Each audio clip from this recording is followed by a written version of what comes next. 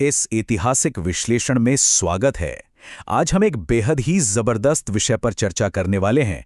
बात होगी मराठा साम्राज्य के सबसे महान योद्धा पेशवा बाजीराव और इस विशाल साम्राज्य के आखिरी पतन की। देखिए, सिनेमा के पर्दे पर इतिहास को थोड़ा मसालेदार बनाकर पेश किया जाता है, ये हम सब जानते हैं। तो आज हमारा मुख्य उद्देश्य यही है कि उन फिल्मी कहानियों और एग्जैजरेशंस को दरकिनार करके बिल्कुल सटीक ऐतिहासिक तथ्यों पर ध्यान केंद्रित किया जाए। आइए मिलकर समझते हैं कि असल में पेशवा बाजीराव का शासन कैसा था, उनकी रणनीति क्या थी और इसने मराठा साम्राज्य की दिशा कैसे बदल कर रख दी। आंधी रोके तो हम तूफान, तूफान रोके तो हम आग। जरा इन शब्दों की ऊर्जा को महसूस कीजिए। इन्हें सुनते ही पेशवा बाजीराव के उग्र, आक्रामक और कभी न रुकने वाले ऐतिहासिक व्यक्तित्व का आभास हो जाता है। ये एक ऐसे योद्धा की आवाज थी जो किसी भी बाधा के सामने झुकने को तैयार नहीं था। इन्हीं शब्दों की जबरदस्त ऊर्जा के साथ आइए इस ऐतिहासिक सफर की शुरुआत करते हैं। तो आज की चर्चा की रूपरेखा कुछ ऐसी रहेगी। सबसे पहले देखेंगे बाजीराव का पंत से राव तक का सफर। फिर बात होगी उनके 41 युद्धों के अपराजित रिकॉर्ड की। उसके बाद राजा छत्रसाल की पुकार और मस्तानी का आना, और उसके तुरंत बाद हम मस्तानी से जुड़े भ्रम और सच को अलग करेंगे। आखिर में देखेंगे पानीपत, जहां से पतन शुरू हुआ और कैसे एक महान स्वराज्य अपने ही बिखराव का शिकार हो गया। चलिए सबसे पहले बात करते हैं इस पहले और सबसे जरूरी पड़ाव की, बाजीराव पंत से राव। यहां पेशवा पद की दो बिल्कुल अलग विचारधाराओं का अंतर एकदम साफ दिखता है। एक तरफ थे बालाजी विश्वनाथ, जिन्हें पंत कहा जाता था। उनका काम मुख्यतः क्लेरिकल और प्रशासनिक था, यानी वो एक मंत्री या प्रबंधक की तरह काम करते थे। वहीं दूसरी तरफ उनके बेटे बाजीराव आए, जिन्होंने अपने नाम के आगे राव लगाया। राव का मतलब ही है क्षत्रिय और एक आक्रामक योद्धा वर्ग का प्रतीक। बाजीराव का सीधा सा मानना था कि भाई, अगर कोई इंसान अपने पिता से दोगुनी ताकत के साथ तलवार ना चला सके और अपना शौर्य ना दिखा सके तो उसकी जिंदगी बेकार है। यहीं से पेशवा का पद एक प्रशासक की कुर्सी से उठकर एक महान योद्धा की पहचान बन गया। अब आते हैं उस रिकॉर्ड पर जिसने पूरे भारतवर्ष को हैरान कर दिया था। 41 युद्धों का अपराजित योद्धा। 41, जरा इस संख्या पर गौर कीजिए। बाजीराव ने लगातार 41 युद्ध लड़े और आप यकीन नहीं मानेंगे, उनमें से एक भी नहीं हारे। सिर्फ 20 साल की कच्ची उम्र में उन्होंने पेशवा की गद्दी संभाली थी, और उसके बाद जो विजय रथ निकला वो रुका ही नहीं। ऐसा शानदार अपराजित रिकॉर्ड पूरे इतिहास में बहुत ही कम देखने को मिलता है। अब सवाल उठता है कि आखिर इस बेहिसाब जीत का राज था क्या? दरअसल बाजीराव की रणनीति बहुत ही सटीक और थोड़ी क्रूर भी थी। उनका सबसे प्रिय हथियार था भाला। वो दुश्मन की हजारों की सेना से भिड़ने में वक्त बर्बाद नहीं करते थे। उनका सीधा फोकस होता था दुश्मन का नेता। सेना को किनारे से बाईपास करके सीधे कमांडर पर प्रहार। एक बार मुख्य नेता गिरा तो कमांड स्ट्रक्चर वहीं ध्वस्त हो जाता था। Battle over. ये उनकी सबसे बड़ी और असरदार ताकत थी। कहानी आगे बढ़ती है एक ऐसे जियोपॉलिटिकल मोड़ पर जिसे हम जानते हैं छत्रसाल की पुकार और मस्तानी के नाम से। हुआ कुछ यूं था कि इलाहाबाद के मुगल गवर्नर बंगाश ने उम्रदराज राजा छत्रसाल पर अचानक हमला कर दिया। राजा छत्रसाल को जैतपुर के घने जंगल और किले में घेर लिया गया।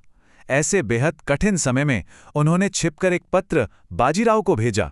अब बंगाश को लगा था कि बाजीराव इतनी जल्दी कहाँ आने वाले हैं, पर बाजीराव अपनी सेना के साथ वहां ऐसी तेजी से पहुंचे कि उन्होंने उल्टा बंगाश को ही 3 तरफ से घेर कर फंसा लिया। राजा छत्रसाल ने उस पत्र में जो लिखा था उसके बोल बहुत ही काव्यात्मक और दिल छूने वाले थे। उन्होंने लिखा था, जो गत ग्रह गजेंद्र की, आज बाजी लगी बुंदेल की, बाजी बचाओ तुम लाज। इसका अर्थ समझिए। जिस तरह मगर ने हाथी का पैर पकड़ लिया था और भगवान ने उसकी रक्षा की थी, वैसी ही स्थिति आज बुंदेलखंड की हो गई है। ये सीधे तौर पर हिंदू पौराणिक कथा गजेंद्र मोक्षा का संदर्भ था। इसने बाजीराव को इस हद तक प्रेरित किया कि वो सब कुछ छोड़कर उनकी लाज बचाने निकल पड़े। इस मदद का परिणाम क्या हुआ? वो भी उतना ही विशाल था। एक एहसानमंद राजा के रूप में छत्रसाल ने बाजीराव को सिर्फ शुक्रिया नहीं कहा, उन्होंने अपने राज्य का 1/3 हिस्सा दे दिया, एक शाही कतार भेंट की और अपनी बेटी मस्तानी का हाथ विवाह के लिए उन्हें सौंप दिया। यह सिर्फ एक शादी नहीं थी, बल्कि इन दो नेताओं के बीच एक बहुत ही मजबूत पॉलिटिकल अलायंस थी, जिसने इतिहास में एक नया पन्ना जोड़ दिया। अब आते हैं इस कहानी के सबसे चर्चित और विवादित हिस्से पर, मस्तानी, भ्रम और सच। यहाँ थोड़ा फिल्मी पर्दे और इतिहास को अलग करना जरूरी है। तथ्यों पर गौर करें तो मस्तानी दरअसल एक प्रैक्टिसिंग सूफी और पर्शियन मुस्लिम थी। परिवार में जो झगड़े और कलेश थे वो ज्यादातर रीति रिवाजों और पूजा पाठ के तरीकों को लेकर थे। कोई बहुत बड़ा फिल्मी षड्यंत्र नहीं चल रहा था वहां। एक और दिलचस्प बात, पेशवा का परिवार किसी आलीशान महल में नहीं रहता था, बल्कि 8-10 कमरों के एक भीड़ भरे घर में रहता था। और लगातार युद्धों के सैन्य खर्चों के कारण वो अक्सर कर्जे में डूबे रहते थे। मस्तानी के बेटे का नाम शुरू में कृष्णा जी रखा गया था, जिसे बाद में पारिवारिक विरोध के चलते शमशेर बहादुर करना पड़ा। और जानते हैं सबसे बड़ी बात, यही शमशेर बहादुर आगे चलकर पानीपत के मैदान में मराठों की तरफ से लड़े और उन्होंने अपना बलिदान दे दिया। और यहीं से हम पहुंचते हैं उस अध्याय पर जिसने सब कुछ बदल दिया, पानीपत पतन की शुरुआत। कहाँ बाजीराव के दौर की वो फुर्तीली और तेज सेना, और कहाँ पानीपत तक आते आते सेना का एक भारी भरकम धीमा हुजूम बन जाना। यहाँ रणनीति के स्तर पर कुछ भयंकर गलतियां हुई। पहली गलती, राजा सूरजमल जैसे अनुभवी नेता की सलाह को पूरी तरह अनदेखा कर देना, जिन्होंने सीधे युद्ध से बचने की सलाह दी थी। दूसरी, बिना पर्याप्त गर्म कपड़ों के कड़ी ठंड में युद्ध लड़ने निकल जाना। और तीसरी, सबसे बड़ी गलती, सेना के साथ साथ अपने परिवारों, औरतों और ऐसे लोगों का एक लंबा कारवान युद्ध क्षेत्र में ले जाना जो लड़ने आए ही नहीं थे। बात सिर्फ खराब रणनीति की नहीं थी, आंतरिक मतभेद और ईगो अपने चरम पर था। सोचिए, मल्हार राव होलकर जैसे कद्दावर और अनुभवी सेनापति, जिन्हें बाजीराव का दाहिना हाथ माना जाता था, उन्हें पानीपत में परिवारों और औरतों की रक्षा का काम दे दिया गया।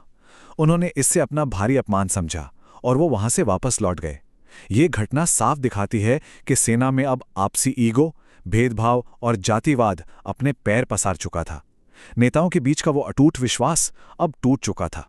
और आखिरी अध्याय, जिसे हम कह सकते हैं स्वराज्य से पतन तक का रास्ता। देखिए, एकजुट और विशाल मराठा साम्राज्य अब 4 मुख्य हिस्सों में टूटकर बिखर चुका था।